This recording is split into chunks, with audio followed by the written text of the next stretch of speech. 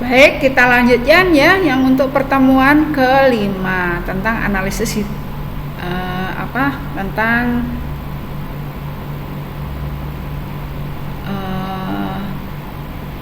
tentang analisis hidrologi lagi ya. Bentar saya menggunakan pen lagi.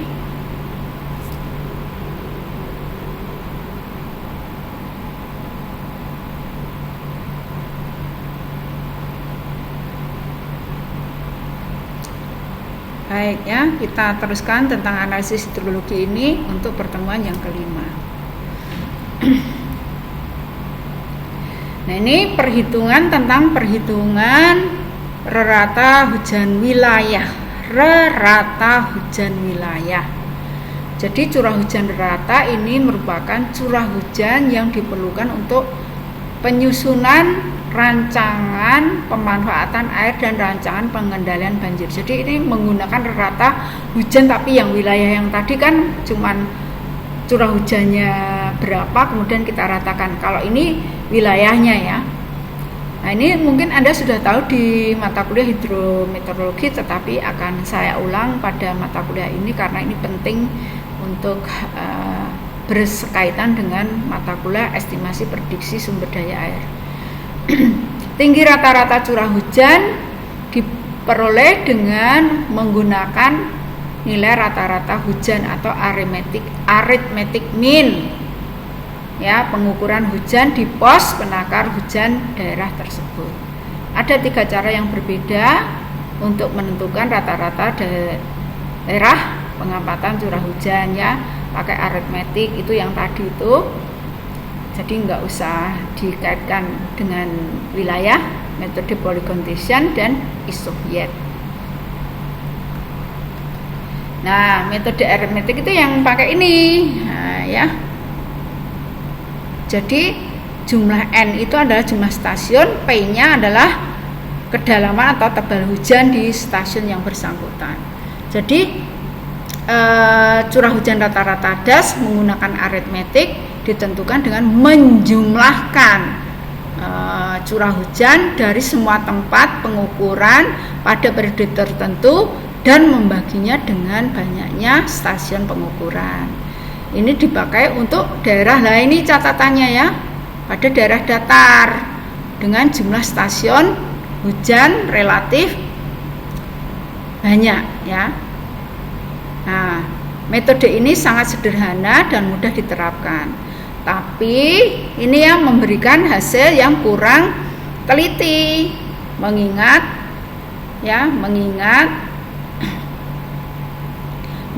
tinggi curah hujan sesungguhnya tidak benar-benar merata pada seluruh DAS ya. Jelas itu ya, yang bawah, yang hulu sama hilir berbeda. Utamanya di daerah tropis seperti Indonesia. Sifat curah hujan menurut ruang sangat variatif sehingga untuk suatu DAS itu kesalahannya terlalu besar ya. Ini tidak cocok gitu ya. Oke. Yang polygonization ini dengan membuat poligon, memotong tegak lurus pada tengah-tengah garis penghubung di antara 2 stasiun hujan. Nah, setiap stasiun penakar hujan akan terletak pada suatu poligon tertutup dengan luasan tertentu. Cara ini dipandang lebih baik daripada aritmetik tadi yang pertama, yaitu dengan memasukkan faktor luas yang diwakili oleh setiap stasiun hujan. Jumlah perkalian antara tiap-tiap luas wilayah dengan besar curah hujan stasiun dalam poligon dibagi dengan luas daerah seluruh DAS menghasilkan, nah ini ya, curah hujan rata-rata. Jadi pakai rata-rata tertimbang. Nah, metode ini cocok untuk menentukan curah hujan rata-rata di mana lokasi hujan tidak banyak atau tidak merata. Nah, pakai ini ya, keinget ya ini ya. Jadi rumus polygonization itu R itu tingginya hujan, A luas wilayahnya. Jadi kalau A itu ini, luas wilayahnya. Jadi ini stasiunnya dihubungkan dulu, ya, stasiunnya dihubungkan, kemudian diambil garis beratnya tegak lurus, ini ya tegak lurus, ini harus tegak lurus, kemudian ini juga tegak lurus, ini tegak lurus juga, ini tegak lurus juga, oke, ini tegak lurus juga, nah ini tegak lurus, nah oke, berarti stasiun A itu yang ini luas stasiun B, ini yang merah biru, yang D biru, yang C biru, merah. Nah ini luasnya ini dihitung, nah gitu ya, luasnya ini, oh sorry ya, yang sampai di sini, ini luas C, ini luas A, ini luas B, ini luas D. Nah masukkan di sini A1, A2, A3 sampai ke N, ketemu R-nya. Itu ini polygontation. Nah, kalau isohed itu menggunakan pembagian dash dengan garis yang menghubungkan tempat-tempat dengan curah hujan yang sama. Isohed ya. Ini curah hujan rata-rata di daerah aliran sungai didapat dengan menjumlahkan perkalian antara curah hujan dengan rata-rata hujan di antara garis isohed dengan luas daerah yang dibatasi garis batas dash dan dua garis isohed.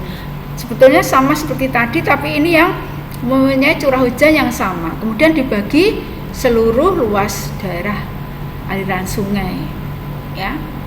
Ini kelemahannya kalau dikerjakan manual. Nah, setiap kali harus menggambar garis isohed, tentunya hasilnya sangat tergantung dari masing-masing pembuat garis. Ini yang susah memang membuat garis. Pada prakteknya pemakaian hitungan curah hujan dash tersebut banyak digunakan cara yang kedua, jadi pakai isohed ya, pakai polygontation karena dipandang lebih praktis dan hasilnya cukup baik. Nah sekarang ada yang digital, tapi itu juga harus dicek lagi ya kalau digital. Nah seperti ini, jadi ini ketinggian yang sama, kemudian luasnya masing-masing.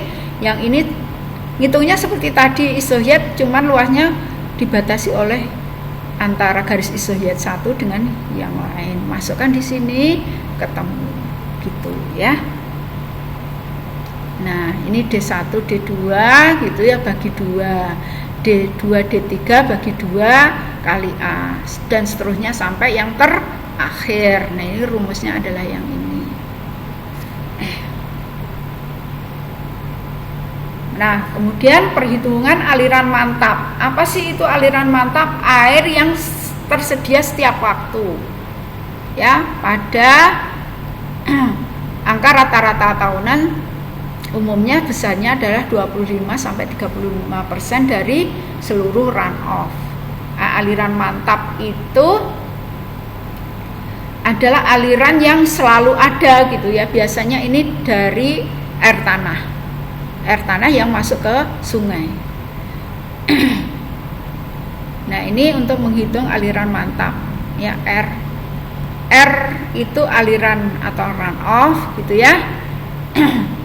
ET itu adalah evapotranspirasi, E0 adalah ini ya rumusnya ini.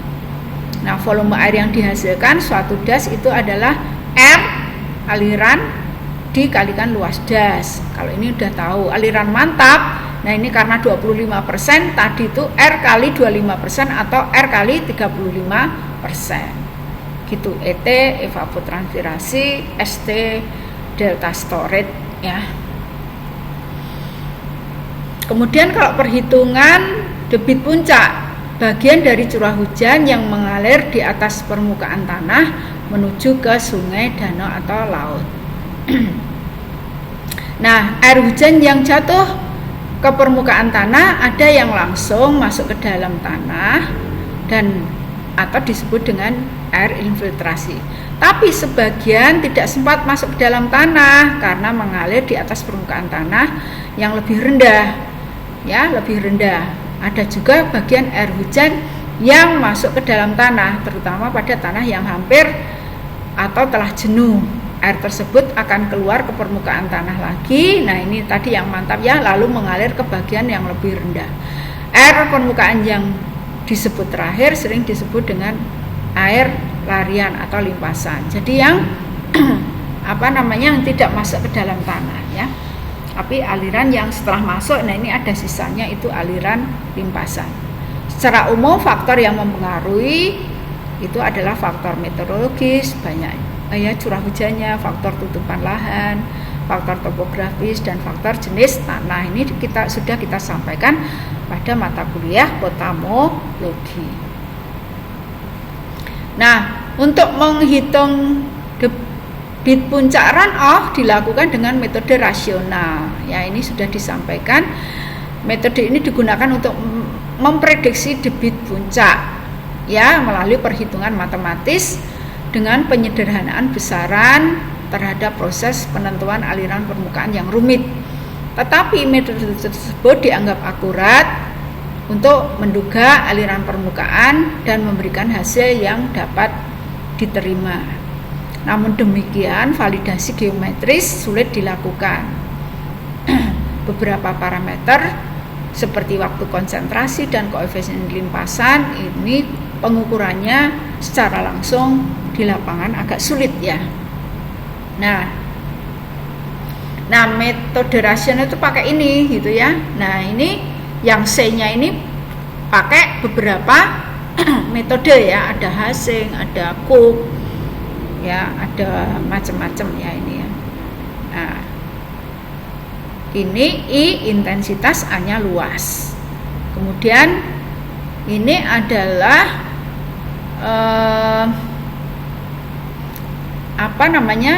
ini C-nya ini intensitas, A-nya dalam kilometer, kemudian per-nya ini adalah penyesuaian dari rumus matematisnya ini satuan. Nah, sehingga nanti ketemu nilai ini. Nah, kalau gampangnya berarti ini ya 0,278. Tapi ini 0,278 itu dari sini nih. Nah, ini ketemu debit puncak. Ya, ini luas das.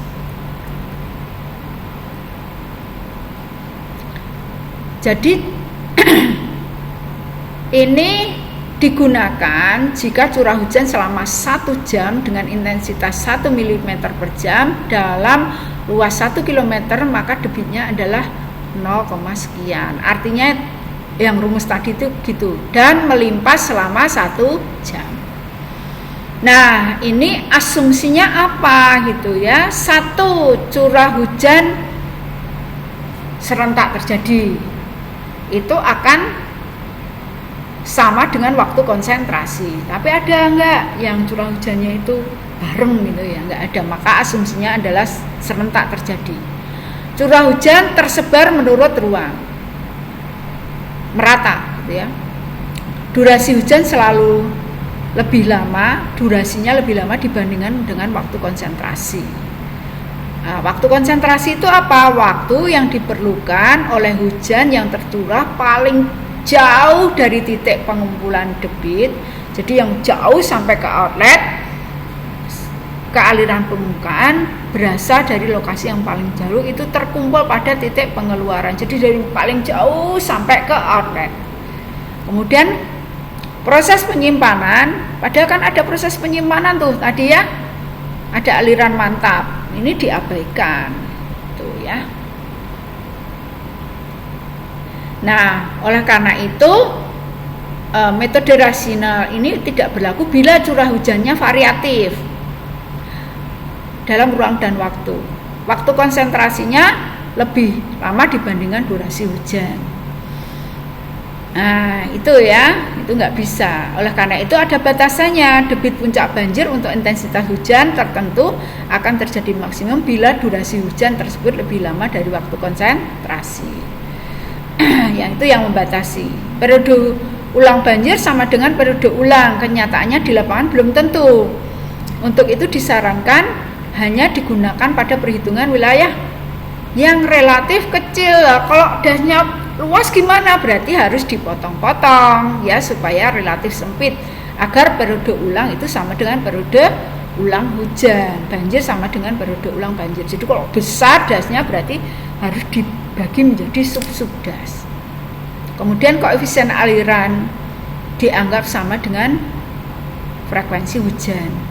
Nah, hanya dapat dihitung nilai puncaknya saja, tapi volume lama hidrograf banjir yang naik maupun turun ini tidak bisa ditentukan. Jadi hanya menentukan debit puncaknya.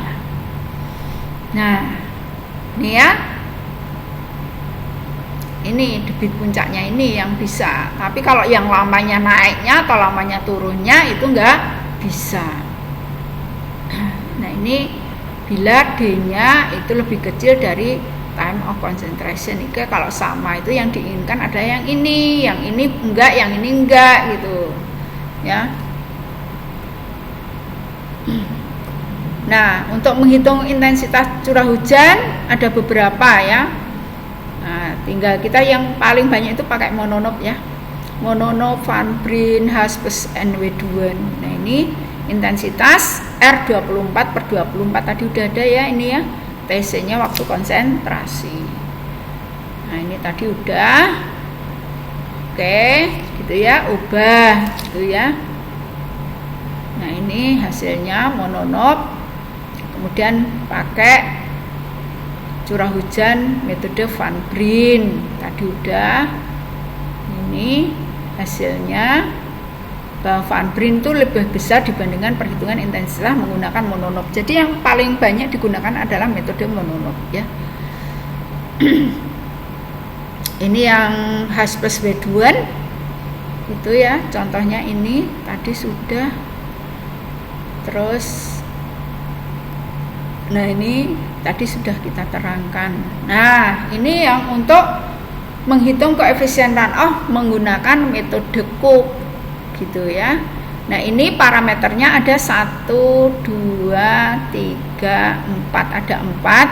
Kemudian karakteristik yang dihasilkan. Nah, ini kelasnya kalau topografi ada curam, berbukit, bergelombang dan datar. Jadi nilainya itu 40, tapi disesuaikan dengan luasnya gitu ya. Nah, ini juga ya. Bobotnya ini 20, 50, 10, 5 ini bobot yang ini ya, bobotnya. Kemudian disesuaikan dengan luasnya. Kemudian vegetasi juga begitu, ini bobotnya, bobot. Kemudian yang ini juga bobot, ini luasnya gitu ya. Kemudian dihitung secara tertimbang. Ini contoh menghitung koefisien runoff dengan Hashing. Hashing itu parameternya cuma 3. Yang pertama adalah topografi yang dihitung, kemudian tanah dan vegetasi.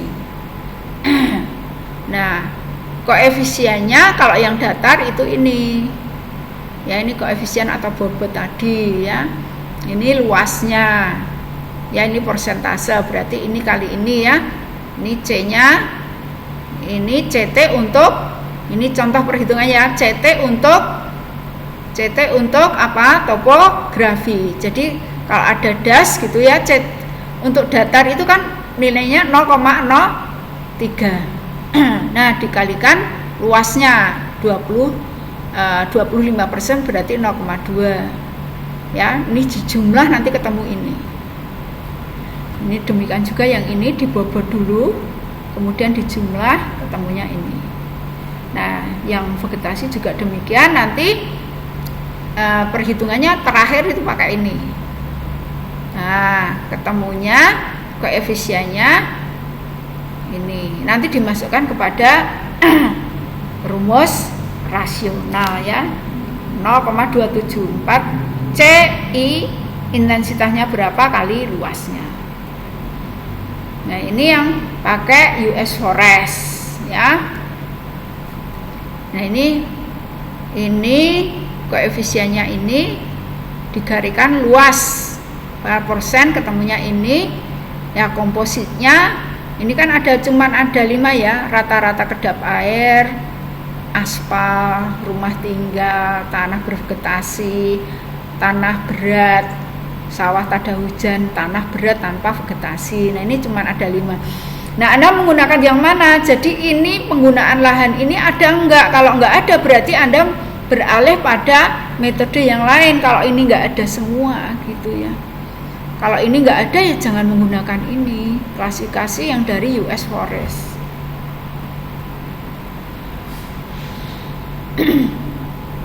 Nah, menghitung luas das merupakan keseluruhan das sebagai suatu sistem sungai yang diproyeksikan secara horizontal pada bidang datar ya. Ini Anda sudah tahu pakai square method, pakai striped method ya, atau triangle method ya, pakai segitiga atau digitizer komputer ya, sekarang mudah sekali.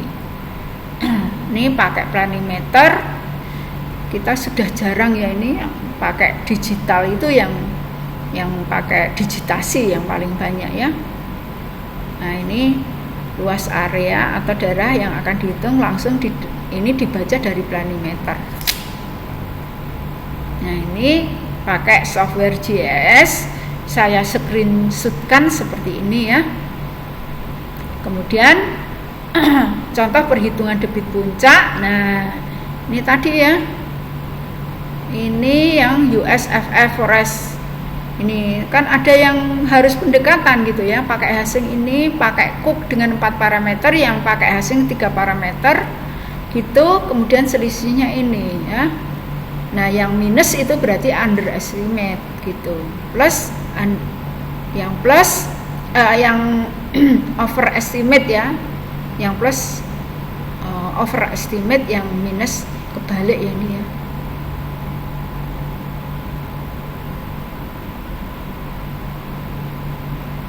Gitu ya.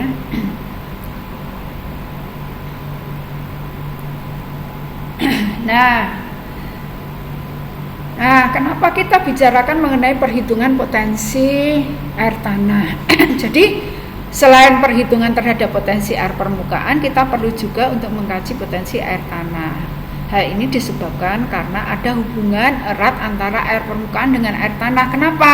Gini, jadi tidak semua curah hujan itu menjadi limpasan, sebagian terinfiltrasi, terperkolasi ke dalam air tanah, dan air tanah itu nanti akan keluar, kalau ada lembah dia terpotong dan akan keluar menjadi aliran yang mantap gitu. Nah, air tanah ya, air tanah ini air tawar yang posisinya ada di pori-pori tanah dan bebatuan dalam. Nah, ini adalah nantinya ada di lapisan aquifer di bawah water table. Ini untuk membuat perbedaan antara perairan bawah permukaan yang berhubungan erat dengan perairan permukaan dan perairan bawah tanah dalam aquifer. Ya, ada yang mengatakan air fosil.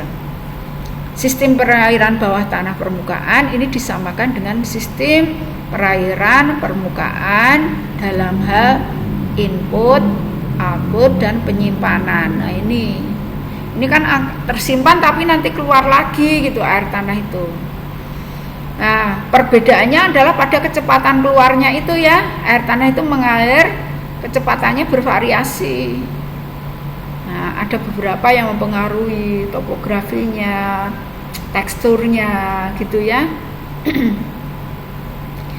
Ada yang nanti keluar beberapa hari tapi ada ribuan hari. Contohnya ya, ini misalnya air tanah dangkal itu kan cuma beberapa hari. Jadi kalau hujannya terus menerus itu permukaan air tanahnya naik gitu. Tapi kalau nggak ada hujan langsung turun gitu. Nah itu beberapa hari. Tapi ada ribuan tahun. Ini di Richard area yang mungkin terkumpulnya di daerah hulu, kemudian tersimpan ngalirnya di daerah hilir gitu ya. Nah berdasarkan sifat fisik lapisan batuan, perlakuan sebagai media aliran air, maka lapisan batuan tersebut dibedakan menjadi 4 ya. Ini ya, Ini nanti Pak Yuli yang akan menyampaikan, atau di geohidrologi sudah ada aquifer. Ini yang lapisannya porus, mudah nyimpan, mudah melepaskan. Ini ya tak corei, nyimpannya mudah, melepaskannya mudah. Apa itu? Kerikil, pasir, batu kapur, gunung api. Akuitat, lapisan yang porus, menyimpan air, dapat menyimpan air, tapi hanya dapat mengalirkan air pada jumlah yang terbatas. Ini kalau orang cetil gitu ya. Nah, ini ada kebocoran, rembesan terletak pada apa? Aquifer atau aquiclude. Aquiclude, lapisan porus, dapat menampung air tapi tidak bisa melepas. Ya, jumlahnya yang cukup. Karena apa? Konduktivitasnya sangat kecil. Apa ini? Lempung. Susah ya ini. Yang keempat adalah aquifute, lapisan yang tidak menampung maupun melepaskan. Wes iki kalau orang ini pelit banget ini ya. Ini apa ini? Granit, kuarsit, lapisan batuan yang kompak atau batuan sedimen. Jadi batuan ternyata seperti kita ya. Ada yang apa? Hemat banget, ada yang boros, tapi ada juga yang tidak bisa sama sekali gitu ya. Nah, ini dipengaruhi, tadi udah kita singgung ya, dipengaruhi oleh apa itu? Geologi, kondisi hidrologi curah hujan, dan vegetasi penutup. Yang sering dipakai, nah ini kita menggunakan geolistrik. Saya pikir itu ya dari saya. Terima kasih atas perhatiannya. Kita akhiri dulu. Mencoba nanti bukunya dibaca kembali agar supaya Anda sekalian bisa memahami. Kalau tidak, berarti Anda harus diskusi dengan teman yang seprofesi, yang satu aksesibilitasnya mudah atau komunikasinya mudah dan lain sebagainya. Oke, sekian dulu dari saya. Terima kasih atas atensinya. Kita akhiri dengan salam. Assalamualaikum warahmatullahi wabarakatuh.